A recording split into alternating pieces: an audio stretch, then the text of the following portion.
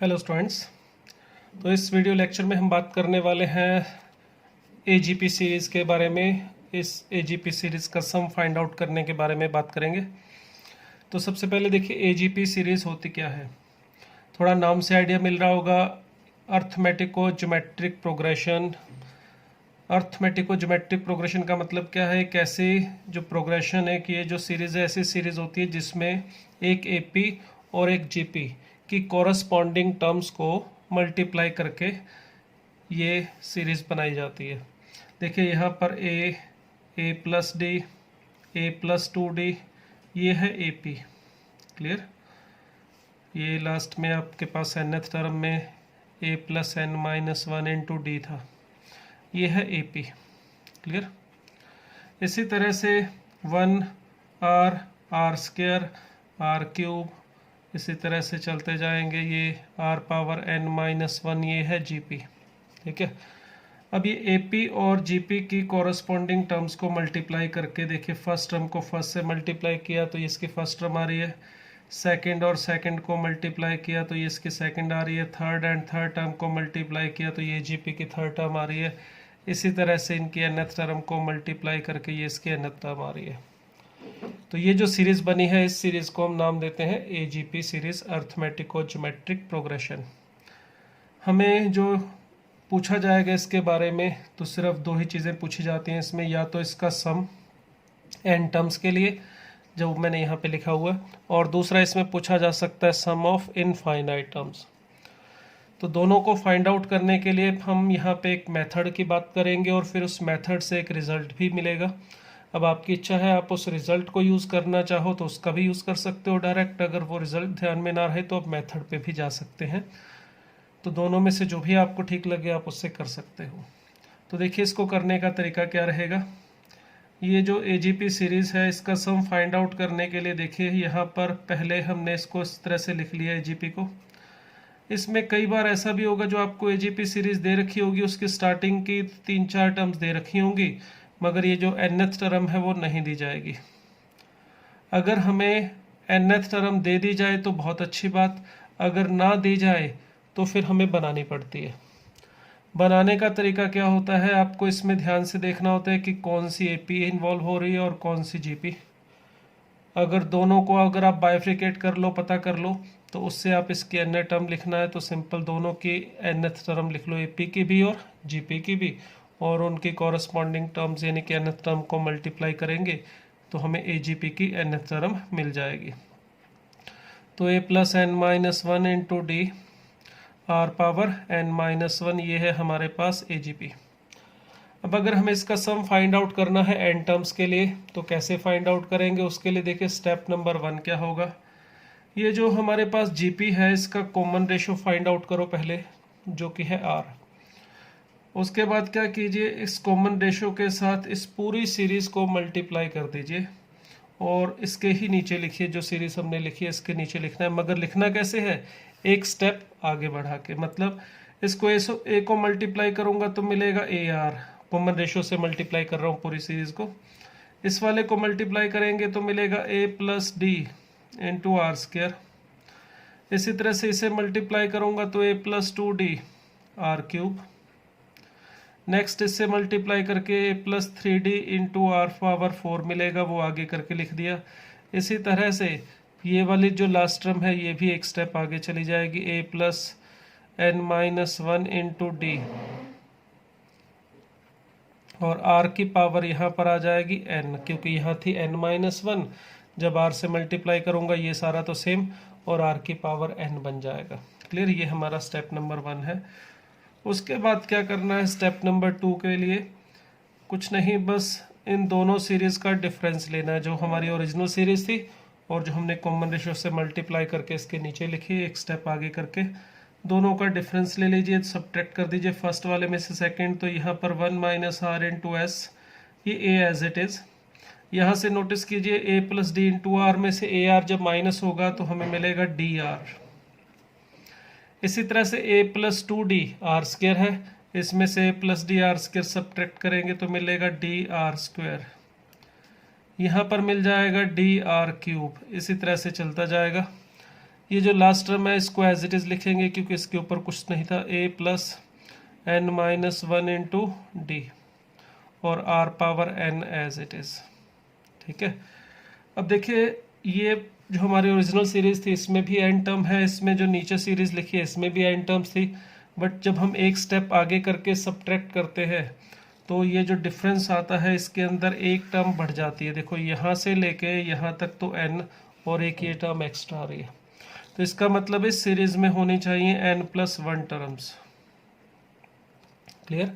तो यहाँ पर n प्लस वन टर्म्स है, जिसमें ये मिड की जो टर्म्स है जिसमें फर्स्ट और लास्ट को इंक्लूड नहीं कर रहा हूँ, ये है n माइनस वन टर्म्स, दो टर्म कम होगी। और ध्यान से देखें ये सारी टर्म जीपी में है। अगर आप इस तरह से एजीपी का डिफरेंस लेंगे तो हमेशा आपको यहाँ मिड में जीपी ही मिलेगी। अब इस जीपी के अंदर देखिए अगर total number of terms n plus one थी तो फर्स्ट और लास्ट दो को छोड़ने के बाद बीच में n माइनस वन टर्म्स है, और हमें अगर इसका सम फाइंड आउट करना है तो देखिए one minus r into s as it is, a as it is, और इस जीपी का सम कर रहा हूँ मैं। फार्मूला हमें पता है, फर्स्ट टर्म जो कि यहाँ पर है d r into one minus r power number of terms, और नंबर ऑफ टर्म्स यहाँ पर है n minus one upon one minus are. तो ये इस जीपी के सम का फार्मूला मैंने लगा दिया, और ये जो लास्ट टर्म थी वो एज इट इज़ माइनस में है यहाँ पे सब्ट्रैक्शन में, क्योंकि ये सब्ट्रैक्ट किया था हमने। तो a plus N minus one into D और साथ में है आर पावर n। ये जो वैल्यू आ रही है ये आ रही है one minus r into s के। क्लियर? ये किसकी वैल्यू है? One minus r into s. तो बस इस वन माइनस आर को नीचे लाके मैं डिवाइड कर रहा हूँ, तो वो नेक्स्ट पेज पे लिख रहे हैं। देखिए तो जब हम इसको यहाँ पे लाके डिवाइड करेंगे तो हमें s की वैल्यू मिलेगी a upon one minus r. ठीक है, प्लस यहाँ पर था d r one minus r power n minus one, और नीचे वन माइनस आर एक पहले से प्रेजेंट था, एक वन माइनस आर और आ गया तो वन माइनस आर का स्क्वायर, और साथ में यहाँ पर a plus N minus one into D R power n upon one minus are. तो देखिए ये हमें फार्मूला मिल गया है sum of n terms of AGP का। क्लियर? तो ये फार्मूला हम अगर ध्यान में रखेंगे डायरेक्ट यूज़ कर सकते हैं, कोई झंझट नहीं है। बस ध्यान में ये रखना है इस फार्मूले को यूज़ करने के लिए इस जीपी के अंदर ए plus D, A plus two D, ये तो एपी थी, और जो जीपी थी उसके अंदर फर्स्ट टर्म वन थी, one r square r cube. तो एजीपी की फर्स्ट टर्म, सॉरी जीपी की फर्स्ट टर्म जो एजीपी क्यूब बनाने में यूज़ हो रही है वो अगर वन होगी तभी हम इस फार्मूले का यूज़ कर सकते हैं। कई क्वेश्चन में ऐसा दिया होता है कि ये इसकी भी फर्स्ट टर्म वन ना दे के कैपिटल ए आर स्क्वायर ऐसा होगा, तो इसको सीधा यूज़ नहीं करेंगे, पहले हम वन बना लेंगे जीपी की फर्स्ट टर्म। जो कैसे करना है अभी हम एग्जाम्पल में बात करेंगे। ठीक है, अब मगर इसके पहले एक चीज़ और बता दूं, ये हमने जो रिजल्ट बनाया है ये है n टर्म्स के सम के लिए। अगर इसी में हमसे इनफाइनाइट टर्म्स का सम पूछा जाए तो उसके लिए भी फार्मूला यही से बन जाएगा, मगर यहाँ पर जब इनफाइनाइट टर्म्स की बात करेंगे तो हमारा n जो है वो इनफाइनाइट के पास पहुँच रहा है। तो अगर n इनफाइनाइट के पास पहुँच रहा है, यहाँ पर r पावर n और r power n minus one है, इसके बारे में हमने जीपी में भी बहुत डिस्कशन किया था, डिटेल में बात की थी। अगर r हमारा माइनस वन और वन के बीच में होगा, r अगर कहाँ पर है माइनस वन और वन के बीच में, तो उस केस में ये जो हमारे पास r पावर n है वो ज़ीरो के पास पहुंच जाएगा, या r power n minus one है वो भी ज़ीरो बन जाएगा। बट अगर r वन से बाहर हुआ, वन से बड़ा या इक्वल माइनस वन से छोटा या इक्वल हुआ, तो उस केस में इसकी वैल्यू या तो इनफाइनाइट पे पहुंचती है या माइनस इनफाइनाइट पे या फिर नॉट डिफाइन आती है। तो उस केस में हम इस सीरीज़ का सम नहीं कर सकेंगे। तो जैसे एक जीपी में इनफाइनाइट जीपी के सम के लिए ये कंडीशन होती है, वही सेम कंडीशन यहाँ पर भी होगी। अगर हमारा r माइनस वन और वन के बीच में है तो इस केस में आप सम का फार्मूला बना सकते हो, और फार्मूला यहीं से बनेगा। देखिए इसी में अगर r approaches to r inside minus one and one हुआ तो n अप्रोचेस टू इनफाइनाइट यानी इनफाइनाइट टर्म्स होंगी, तो ये दो टर्म, एक तो r पावर n ये ज़ीरो बन जाएगा जिससे ये पूरी टर्म खत्म हो जाएगी, और एक ये r power n minus one, ये भी ज़ीरो बन जाएगा। तो सिंपल सा एक छोटा सा फार्मूला आ जाएगा, one minus r a upon one minus r d r upon one minus are का होल स्क्वायर। तो ये हमारे पास दो फार्मूले हैं, एक तो एन टर्म्स के सम के लिए और एक है इनफाइनाइट टर्म के। अगर फार्मूला याद रहे तो बहुत अच्छी बात, नहीं याद रहे तो आप मेथड से भी इसे कर सकते हैं। तो इसका एक एग्जांपल ले रहा हूँ मैं, देखिए किस तरह से इसको फाइंड आउट करना है एजीपी के सम को। हमें मान लेते हैं दिया है सीरीज, एक एजीपी सीरीज में बना लेता हूँ, 3 minus 7/5 plus 11/5 square minus 15/5 cube, इस तरह से ये हमें एक सीरीज दे दी है। और चलिए इसमें मैंने nth टर्म नहीं दी है, ठीक है, ये आपको नहीं दी गई ऐसे समझ लेते हैं। और हमें कहा जाए find sum of n terms, ठीक है, n टर्म्स का सम ढूंढना है। तो देखिए अगर फार्मूला याद है तो अच्छी बात है, उसे अप्लाई करो, आंसर मिल जाएगा, सीधा सीधा एक लाइन का काम है वो। तो अगर फार्मूला ध्यान नहीं है तो आपको मेथड भी यूज़ करना आना चाहिए। तो मेथड यूज़ करना है तो उसके लिए देखिए यहाँ पर सबसे पहले आप पता करो इसमें AP कौन सी है और GP कौन सी है, जिसको मिला के ये सीरीज़ बनी है। अब एक बात और ध्यान रखिएगा, इसमें अल्टरनेटिव पॉजिटिव नेगेटिव साइन अगर आ रहा है तो AP में कभी भी अल्टरनेटिव पॉजिटिव नेगेटिव साइन नहीं आता।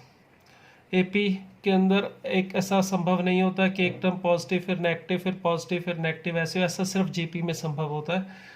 तो अगर AGP में अल्टरनेटिव पॉजिटिव नेगेटिव टर्म आ रही है तो याद रखना वो अल्टरनेटिव पॉजिटिव नेगेटिव साइन जो है वो GP में ही जाएगा। तो यहाँ से देखेंगे 3, 7, 11, 15 ये AP है। और यहाँ पर ये भी ध्यान रखना, कहीं ये मत सोच लेना -1/5 1/5 स्क्वायर ये GP है।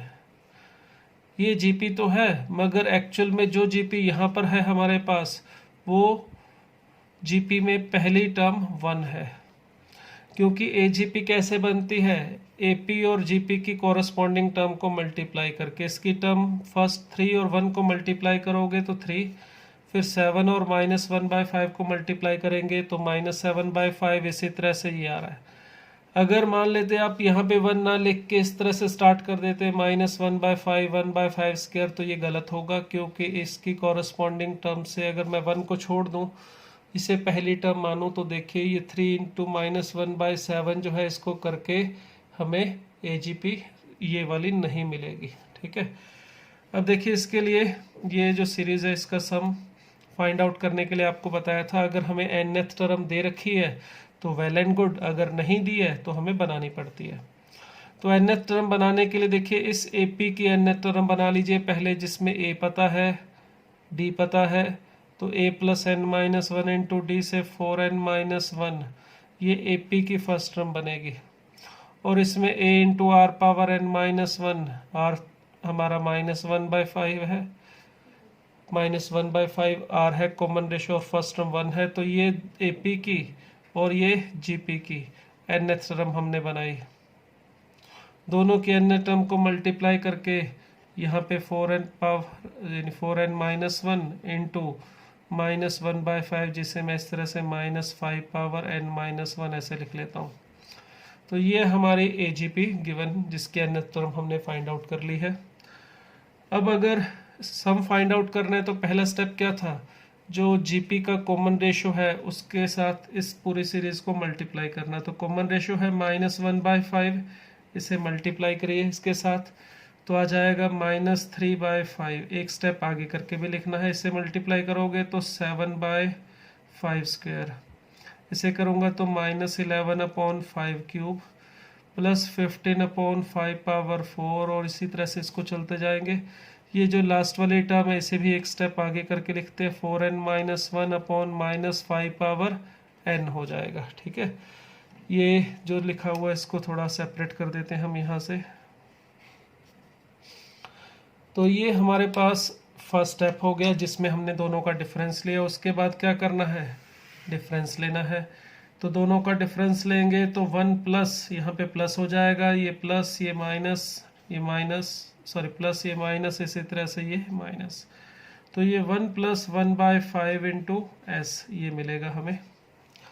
अब 3 एज इट इज़, यहाँ पर दोनों का डिफरेंस लेंगे, 5 एलसीएम लेने के बाद -4/5, इन दोनों का डिफरेंस लेंगे तो +4/5 स्क्वायर, इन दोनों का डिफरेंस लेके देखिए -4/5 क्यूब, इस तरह से हमें मिल रहा है।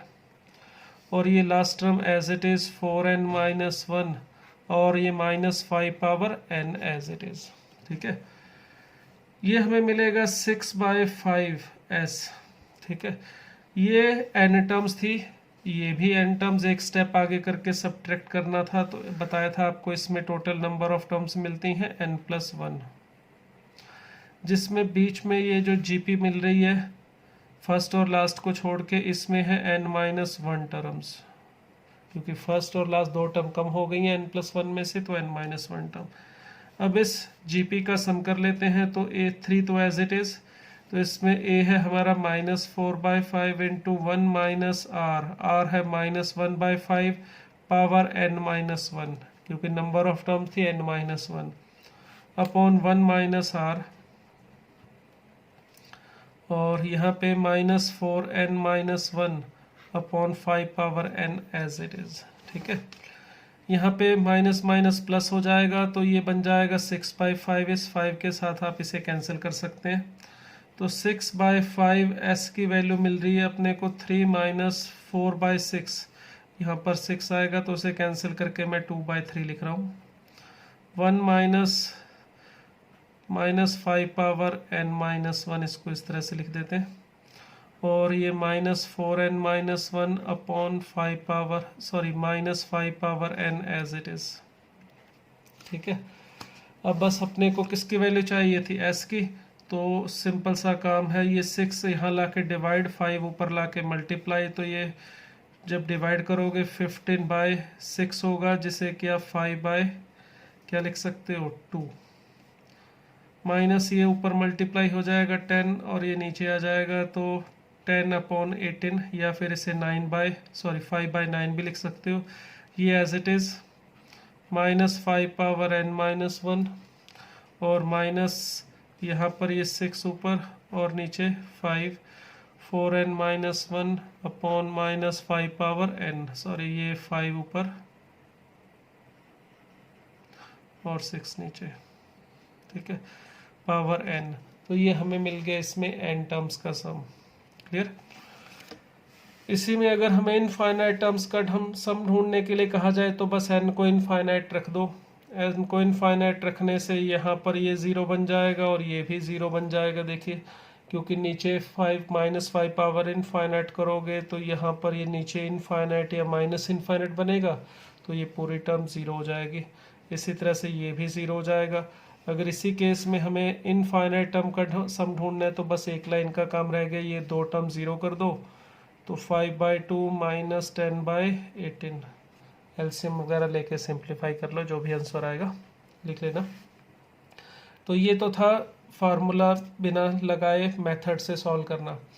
अगर फार्मूला लगाना हो तो देखिए वो भी हम लगा सकते थे, ये हमारे पास सम के लिए फार्मूला था, इसमें n टर्म्स का सम भी कर सकते थे इस फार्मूले से, और हम फाइंड आउट कर सकते थे इसी सीरीज में इनफाइनाइट टर्म का सम भी, क्योंकि कॉमन रेशो जीपी का -1/5 था, जो कि -1 और 1 के बीच में है। ए डी आर ये सब चीज़ें हमें यहाँ से मिल जाती।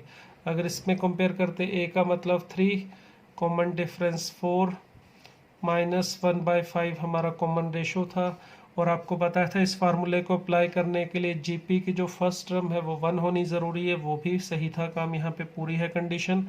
अगर ये 1 ना होता तो फिर ये फार्मूला एज इट इज़ नहीं लगने का। फिर क्या होगा अगर मान लो कॉमन जो फर्स्ट टर्म जीपी की है 1 ना हो, फिर कैसे कर सकते हैं, उसके लिए एक और एग्जांपल ले रहा हूँ। देखिए, ये उम्मीद है आपको क्लियर हो गया होगा हमने किस तरह से किया मेथड अप्लाई करके। ये मेथड इसलिए बताया क्योंकि फार्मूला ना थोड़ा सा बड़ा है, कई बार दिमाग से स्लिप हो जाता है, भूल जाते हो। अगर याद रखो तो बहुत अच्छी बात है, आप इसको इसी तरह से प्रॉपरली कर सकते हैं। बट अगर ये स्कूल एग्ज़ाम में आता है आपके, हो सकता है वहाँ पर आपको टीचर ने इसको पूरा स्टेप वाइज करने के लिए कहा हो, तो आप इसको इस तरह से कर सकते हैं, क्योंकि अगर ये 4 मार्क्स का या 5 मार्क्स का ऐसा कुछ 6 मार्क्स का अगर इसमें नंबर ऑफ मार्क्स ज़्यादा है क्वेश्चन में, तो अगर आप उसको सीधा फार्मूला लगा के एक लाइन में आंसर लिख देंगे तो टीचर हो सकता है सेटिस्फाई ना हो, आपको पूरे मार्क्स ना दे। तो ऐसे केस में जनरल टीचर बोल देते हैं कि आप इसको मेथड से सॉल्व करेंगे तभी आपको मार्क्स मिलेंगे, तो ये पूरा प्रोसेस करके आप इसे कर सकते हैं। बट अगर हमें सिर्फ आंसर से मतलब है, जैसे आप किसी कम्पिटिटिव एग्जाम मेंस में, एडवांस में कहीं इस एग्जाम्पल को देखते हैं, तो इतना लंबा जाने की ज़रूरत नहीं है, फार्मूला लगाइए और आंसर 1 मिनट में मिल जाएगा। ठीक है, अभी आपको मैंने बताया कि फार्मूला लगाने के लिए जो कॉमन रेशो है वो 1 होना, फर्स्ट टर्म में जीपी की 1 होनी ज़रूरी है। कई बार ऐसा नहीं भी होता, जैसे हमें एक सीरीज़ दे दी जाए, कहा जाए find the sum of n terms summation r from 1 to n 2r plus 3 into 3 power r, इस तरह से दे दिया जाए। अब देखिए ये जो हमारे पास सीरीज़ दे रखी है, इसको अगर आप खोल के देखें, ये r की वैल्यू 1 रखने पर 5 और यहाँ पे 3 मिलेगा, तो 5 into 3। फिर r की वैल्यू मैं अगर यहाँ पे 2 रखता हूँ तो यहाँ पे 7 और 3 पावर 2 मिलेगा। r को 3 रखने पर 3 रखने पर 9 into 3 स्क्वायर मिलेगा, 11 into 3 क्यूब मिलेगा। तो देखिए ध्यान से, ये एक AGP ही है जिसमें 3, 7, 9, 11 ये AP है, क्लियर। और 3 स्क्वायर, 3 क्यूब, 3 पावर 4, यहाँ पे 4 था, ये हमारे GP है। तो इसमें एक AP और GP को मल्टीप्लाई किया गया है कॉरस्पॉन्डिंग टर्म्स को, तो ये AGP बन रही है।